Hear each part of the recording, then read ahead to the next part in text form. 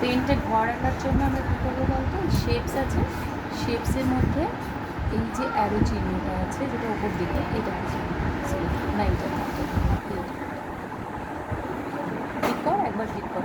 হাতটা শক্ত করে আছিস কেন, লুজ কর, হ্যাঁ ক্লিক কর এবার, ব্যাস এবার নিচে আয়। এবার এটাকে এই লেফট বাটনটা প্রেস করে রাখবি, মানে চেপে ধরে রাখবি,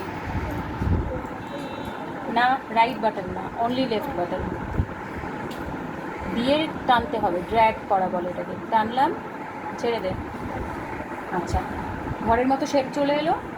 এবার যে তুই কিন্তু বারবার এদিকে বাটনটা প্রেস করছিস, এটা করবি না, হ্যাঁ শুধু এই দিকটা।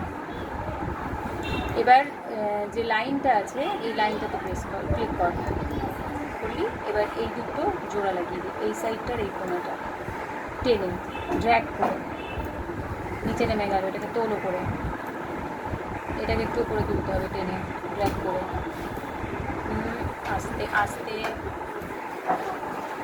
এবার দরজার জন্য আমরা রেক্ট্যাঙ্গেল শেপটা নেব, ক্লিক কর একবার, ব্যাস। এবার ঠিক যে জায়গাটা দরজা হয় সেখান থেকে, আচ্ছা ভুল হলে কি করব, ভুল হলে আমরা ব্যাক করব, এটা হচ্ছে ব্যাক বাটন, আনডু বলে এটাকে, ঠিক আছে।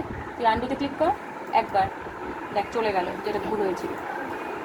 এবার ড্র্যাগ করে নিচের দিকে নামলাম, হয়ে গেল দরজা। এবার এটা কালার করব।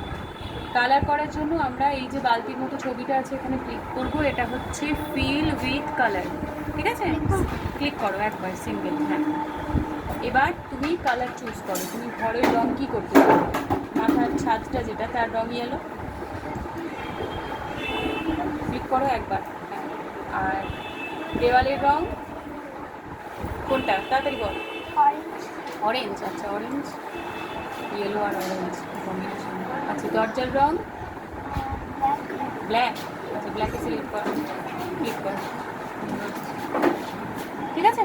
তাহলে এটা ঘরের মতো হলো তো, শেপ দিয়ে দেখ কি সুন্দর সহজেই ঘর আঁকা যায়। শুধু খেয়াল রাখতে হবে এই দিকে বাটনটা প্রেস করবে না আপাতত, শুধু আমরা পেন্টের লেফট বাটন দিয়ে কাজ করবো, ঠিক আছে, নট রাইট বাটন। ওকে, মনে থাকবে।